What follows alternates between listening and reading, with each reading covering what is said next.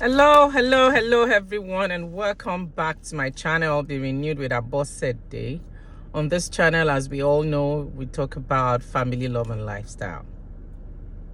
Thank you so much, everyone. Thank you for all your comments. Thank you for all your compliments, your encouragements, especially on the last video I did.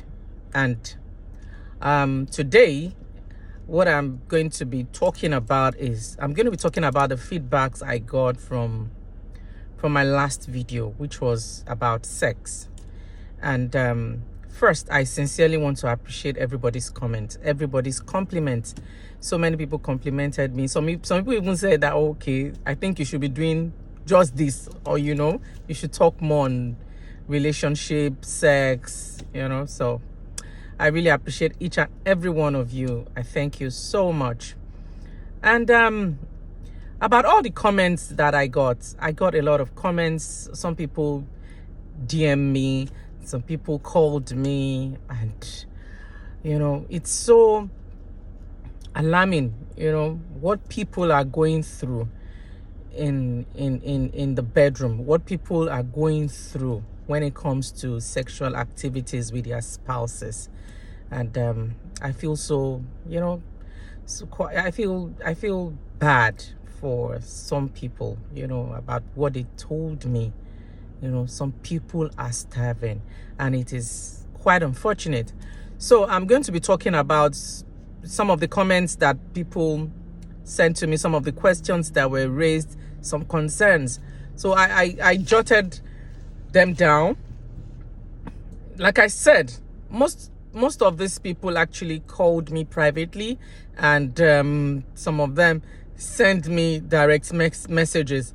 So it's something that is personal to people. So I know that, if we bring this out, if we bring this to the open, a lot of people will learn from it. Because the truth is, most marriages are sexually deprived. Most people are starving in that area, and it is not okay. It is not right. As long as your spouse is not sick, as long as your spouse does not have boil on his penis, or the wife boil in your vagina, I don't see why you shouldn't have sex. I don't see why you should not, except if there are other health concerns. Because for me, sex is an important aspect of a marriage. Like I always say, it's part of the package. So let me just go straight to some of the comments, the questions that people sent to me. So I'm going to be discussing them. So then, number one concern that somebody sent to me was that he stays too much on his phone and changes his password frequently. Sincerely, I don't know why, as a married man, as a married woman, why you should be changing your passwords just because you don't want your wife to get into your phone. I don't know. I don't see why you should do that. And another thing, as a wife and as a husband, you don't even have business. You don't have business on your husband's phone. Neither do you have business on your wife's phone. It's a matter of trust. So you don't have to change your password all the time. You only change your password if you have something to hide. And then staying too long on the phone. It's, in fact, this social media technology, that's one of the disadvantage. But the truth is, if you are the smart type, you will know how to use these things to your advantage. You don't have to be on the phone all the time. You have a wife, you have a husband that you can communicate, you can talk to. So instead of you staying on the phone all the time, engage your spouse. It's annoying if I'm with my husband and all he does is sit on the phone, chat with friends, sit on social media. It's annoying. It can be frustrating. So as couples, please, let us be mindful of how we use all these technologies. Let us be mindful of the amount of time we spend on our phones.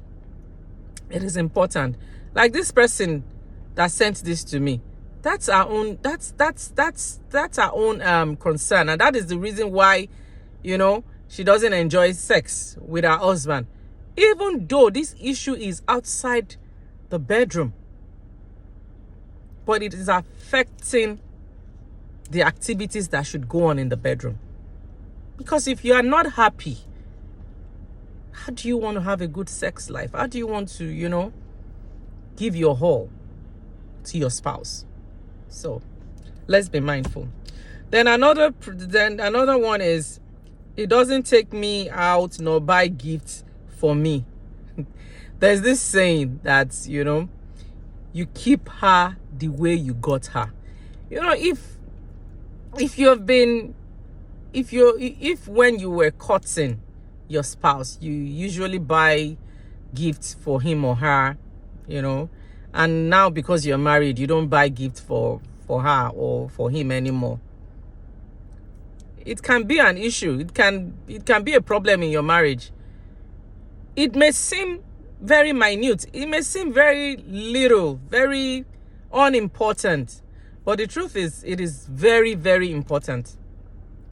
It is very, very, very important. This person wants you to buy gift for her. You don't buy gifts. You don't even take her out. It's another thing. It's another situation that is outside the bedroom, but it is affecting the bedroom activities. So please, husbands, take your wives out. It is important. And then buy gifts. The gift doesn't have to be very big. You can buy something little, but make sure you're buying, not too frequently, but frequently if you can afford it. Buy gifts. It doesn't have to be that expensive. Buy gifts for your wife. Let your wife feel that love. If you have a spouse that their own language is gift buying, that's their own love language, and that is how he or she is going to give you good job in the bedroom, it is better you start buying gift too. The gift doesn't have to be expensive, because this is something that is affecting this person's emotions. So why don't you just do it and enjoy your life? Then another person wrote, I do all the house chores, take care of the children all by myself, and all he does is sit down and watch movies after work, and he expects me to give him good sex. Man, excuse me. I hate when men do not help their wives. Some people will say women are wired to do all those. No woman is wired to do the house chores alone. If you can eat, then you must be able to walk. What stops a man from taking care of the kitchen? What stops a man from doing the laundry?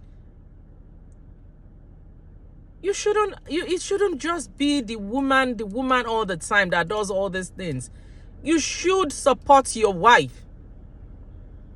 A woman cannot do all the house chores, cook for you, take care of the children, and after that you will not tell her to bring herself and you want to sleep with her.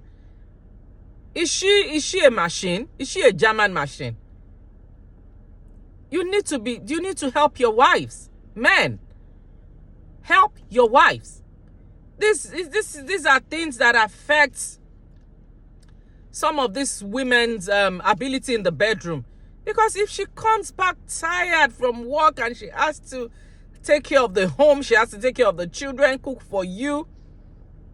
And you don't even raise a finger. You don't help her. So when it is night, you now expect her to open up for you and give you good sex. Man, she's tired. We all have to be supportive. The woman is supporting you by working and bringing in certain amount of income. Then you should also support her too. You should help her with the house chores. There's nothing wrong in a man sweeping the house. There's nothing wrong in a man doing the laundry. There's nothing wrong in you cooking. It's so funny. But these are things that affect people. These things are outside the bedroom, but they affect the activities that is going on inside the bedroom. They affect your sexual life. So please, if you are that kind of man that does not help your wife, or you don't see the reason to do that, please start doing it. It is important. Then, number 4. This person said, we don't even talk about sex at all. Anytime I try to bring it up, he or she gets uncomfortable. I'm still going to go into that, how you can initiate sex talk. But the truth is, you are married, for God's sake. You're married. You have the full license. Why won't you be able to talk about it? Why can't you talk about how good your husband's penis makes you feel? How sweet it is. Why can't you talk about how beautiful your wife's breast looks anytime you look at it? Why can't you talk about sex? Why can't you talk about your husband's body? Why can't you talk about your wife's body? You are married, for God's sake. It's so funny when I hear some things, because, well, maybe I'm the one that is, I don't know. But as long as you are married, marriage is not for babies. You're not a baby. So why won't you be able to discuss things with your spouse? Please. This is another area that, we need to work on. Somebody was telling me, and which is true, that the issue of sex in marriages has been relegated to the background. Yes, it is true. We need to bring it back. Bring it up. Discuss sex. If you have sex with your spouse and you enjoy it, discuss it. Tell him how you feel. Tell her how much you enjoy it. Talk about it. And if there's something that your spouse is not doing and not doing, or your spouse is not doing right while having sex, discuss it. There's nothing bad in talking about sex. There's nothing bad in talking about your wife's or your husband's body. There's nothing bad in telling him or how you feel about his body. There's nothing bad in telling your husband how you feel when he penetrates. Excuse me. Oh, please. It is important. But I don't know. Sex. Oh my God. Oh.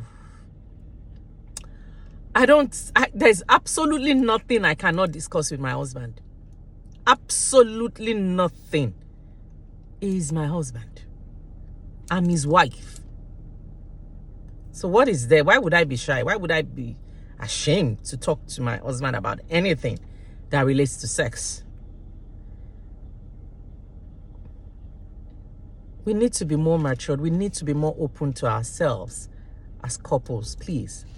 Then another person said she never, I don't like sex because I get tired, because she never initiates sex and it gets me so tired and frustrated. I don't know. Why? I don't know why as a woman you're shy, but you know, it happens. Some women are very shy when it comes to the area of initiating sex. But my advice is, you're matured, you're married to this person, so why not? You don't, and when you want to initiate sex, if you're the shy type, you don't have to talk about it. There are different ways. You know, there are ways you position yourself on the bed that your husband will get the message. You don't have to say it. You know, way back, years back, when I nearly got married, I used to tell my husband that if I want you, you know, there are things that I can do. You know, for example, if you are in the room and your husband is coming in, you know how to position yourself. You know, you know how to bend down, pick something, and you will see everything. You don't have to say it as a woman if you're shy. But if you are not the shy type, like me, if I want it, I ask. And then sometimes I position myself in a way that it will get the message. So it's good, it's sexy. It interests men if a woman initiates sex. So if you are the shy type, you know, try and do it by action. You don't have to say it. You know, so if you need more advice, please, you can just DM me, and then I'll just send you some things that you can do. There are different ways to initiate sex without talking if you're shy. You know, so it is important. And before I go on, please, I want to encourage as many people that are listening to this video to please send in your comments, you know, send in your questions, you know, send in your advice. People are going through a lot. We need to be able to, you know, help ourselves in this area, because like I said, the way the devil is attacking marriage, and the devil is using sex as a tool, as a weapon to attack marriages. So please don't let us take it for granted. I beg you, keep sending in your comments. I don't mind. This thing can go on for months, and then we'll be talking about it. Please, I will appreciate as many comments, as many advices as possible. So, and then another person said, we have not had sex for 6 months just because it doesn't feel like. 6 whole months. Ẹ̀gbọ́n, auntie, nígbà tí kò ṣe pé wo mú yín, dẹ̀ sick, kò ṣe pé bóyá ẹ ń gbààwẹ̀, àwẹ̀ 6 months gan, kí ló dé? Why won't you have sex for 6 months? And you stay in the same house, and you say you're married to this person. That is still deprivation. That is starvation. Please, 6 months is too long. And if there's more to it, if it's because of health concerns or there's anything going on with you, I think it's better for you to discuss with your spouse the reason behind it, instead of leaving your spouse to assume. But sincerely, 6 months is too long. Even 3 weeks. Please. Sex is important, and it's not something that should be relegated to the background. It's not something that should be picked up once a while. No.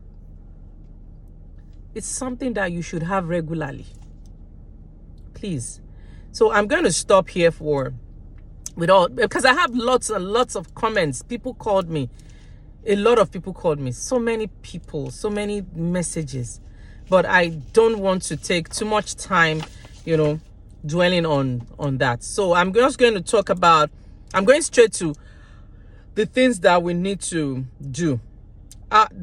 Different ways that you can initiate and you can talk about sex with your spouse.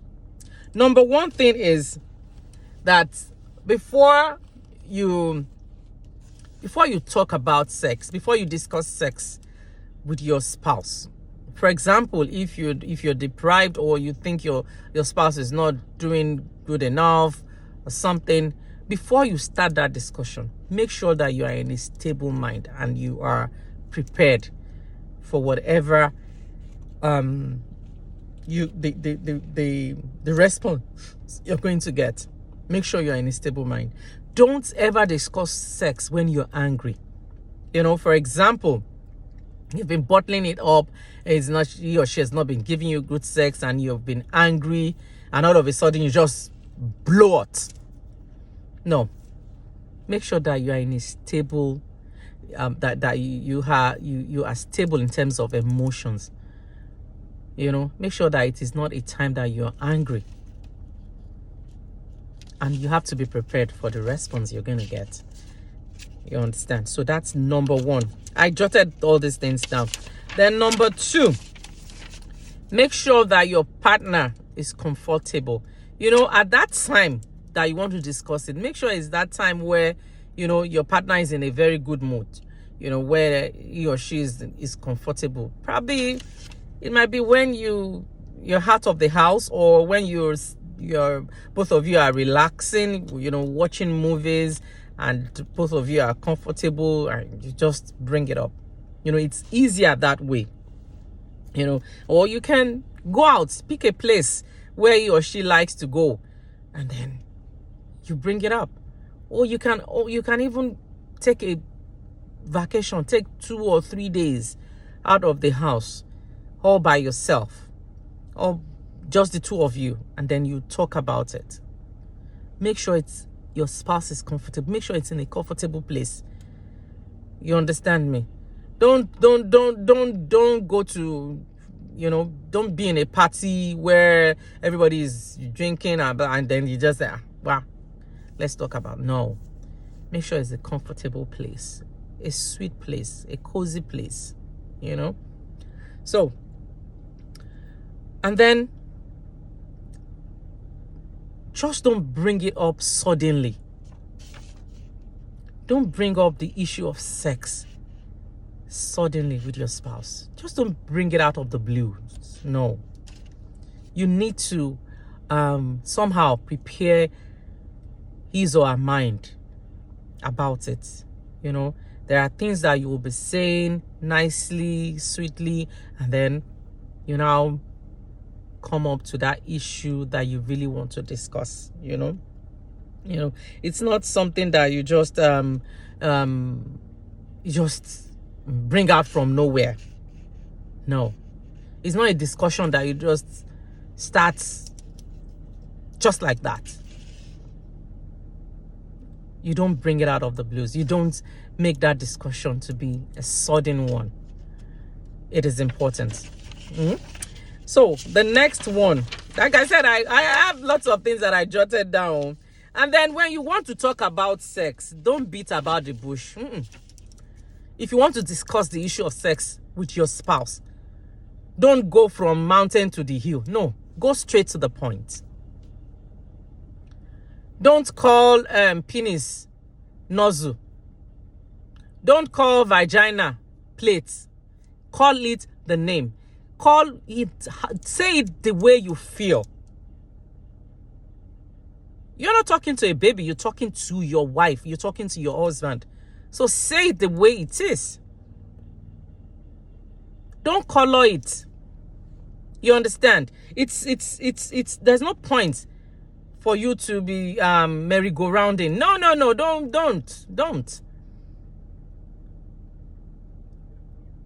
don't pretend. Don't beat about the bush. Go straight to the point. Say how you feel. But say it nicely. Don't beat about the bush. There's no point pretending to your spouse. No, you're talking to your spouse. So don't beat about the bush. Don't call it another name. Call it what it is. Say how you feel, what you want. And then be clear and be honest. You know, if there's a certain style that you want your spouse to do, you know, and you like that style very well, excuse me, say it. Talk about it. In fact, before I go on, there was one comment. There was something that someone sent to me too. And the person said that anytime she makes love with her husband, that the man always compare her to his different exes. But my own conclusion on that is that that man is an hypocrite. That man is also a pervert. Because if, I don't know, maybe this man is just catching cruise with all those names. Those names may not even be in existence. Those people might not even exist in his life at all. They may not even be his ex-girlfriends. Because she said this man mentions different kinds of and compares, this is how this person would do. I felt so bad when she, you know, when I read those messages, when she was telling me. So if you are that kind of a man that does that, you need to put a stop to it. You need help. You need to talk about it. You need help. Maybe you're just being perverse. Maybe you're just being hypocritical. Or maybe you're just catching cruise with it. Maybe that's what turns you on. And if that is the case, you need help. You need to see a therapist. I'm serious. Because when I heard that thing, I was like, what? You're making that woman to feel so little. You make her feel so worthless when you do that. So please, don't. Sex is meant to be enjoyed. It's not a time for you to fantasize about your ex-relationships. I beg your pardon. It's not a time for you to fantasize. It is for you to enjoy your spouse at that very moment. So, I'll go on. And then when you're talking about sex, don't start the blame game. Don't blame your spouse. Don't start saying, this is how you do it and it's because you do this, that is. No. Don't start the blame game. It is important to you need to state your wants. You need to state your desires carefully. Not blowing hot, not throwing shades, not throwing accusations. No. You can suggest. You know, you can talk to your spouse. You can tell your wife, your husband, why don't you let's try these things? Why don't you let's do it this way? But don't start to blame your spouse. That, it's because you're not doing it well. That is what, no. You're not going to get anywhere when you do that. So, it is important. You know, one thing about this whole sex thing is this.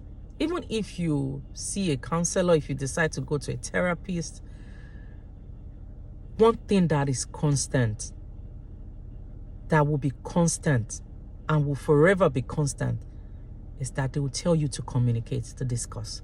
Communication is key. Learn to discuss with your spouse. Learn to talk about sex. Don't be shy.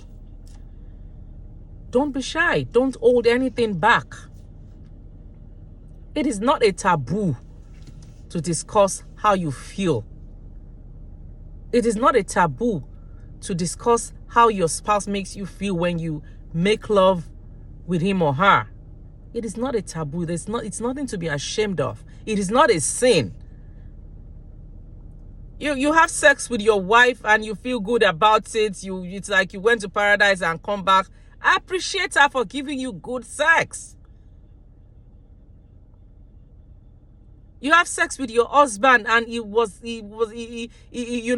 touched all the places that needed to be touched. Appreciate him. Tell him you love it. Tell him how you feel about it. it makes, you know, it helps your intimacy when you talk about it. When you discuss sex, it helps your intimacy. It is important. So I'm going to stop here. I think I've taken more than 30 minutes. Thank you so much, everyone. Thank you. And like I said, make sure you send in your comments, send in your ideas. We are all learning. I don't have a perfect marriage. No, there's no marriage that is perfect. There's no marriage that is perfect. We are all trying to make it work. We are all trying to enjoy, you know, because to make it work is intentional. It has to be, you have to be determined. So please, let's share our ideas. Throw in your comments, send in your comments. I will appreciate them. Thank you so much. And if you're yet to subscribe, make sure you subscribe and share with family and friends. Thank you. Have a blessed day. Bye, everyone.